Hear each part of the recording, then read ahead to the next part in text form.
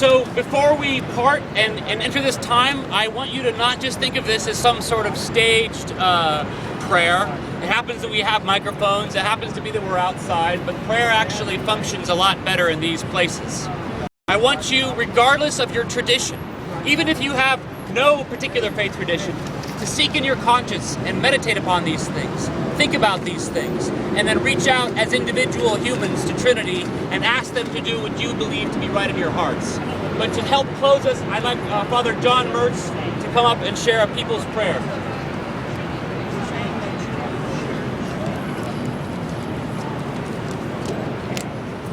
William Carlos Williams said you should never preface a poem. You probably should never preface a prayer.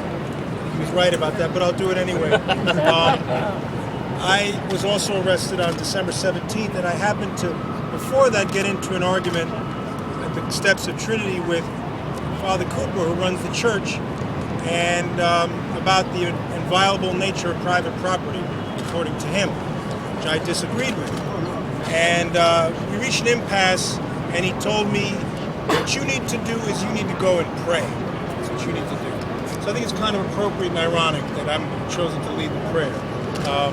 We all need to pray, as Michael said. So there's a response here, which is, hear us, O God. And as Michael said, whatever that means for you,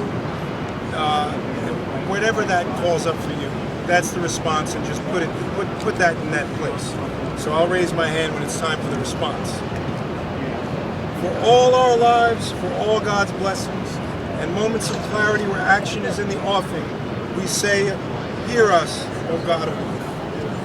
Hear us, O God of love. For opportunities to live in times that cry out for justice, hear us, O God of love. For those who are in prison now and in the future for conscience sake, hear us, O God of love. For the parish of Trinity Church, that it may use blessings of resources and inheritance wisely and courageously.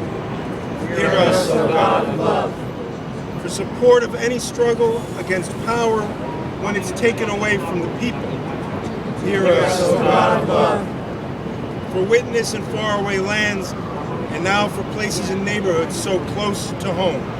Hear us, O God of love. For Rector James Cooper and his entire staff and all those at Trinity Wall Street, that they may hear petitions for pardon. Hear us, O God of love. For Trinity's vestry members and board members, that they might serve fearlessly and selflessly for the common good.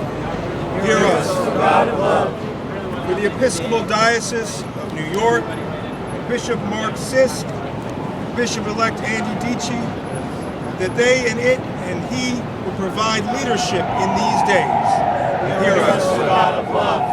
For Occupy Wall Street, that it may live into a destiny of prophecy while embracing powerlessness, transparency, and honesty. Hear us, O God of love. For our country, that it may stand with those who have fallen and stir us to recall the heritage of Dorothy Day and Martin Luther King and others who champion the ideals of fairness. Hear us, O God of love.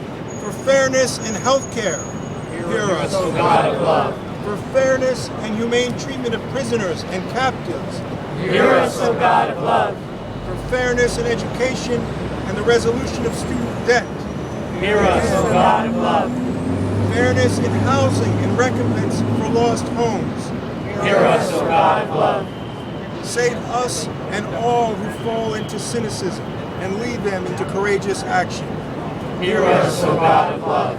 Finally, help us each to be bold enough to speak the truth to power, no matter how hard that may be, to offer an open heart instead of clenched fists, and never give up striving for the dignity of every single human being. Hear us, O God of love. I'll read the petition in a moment, but let us observe a moment of silence together.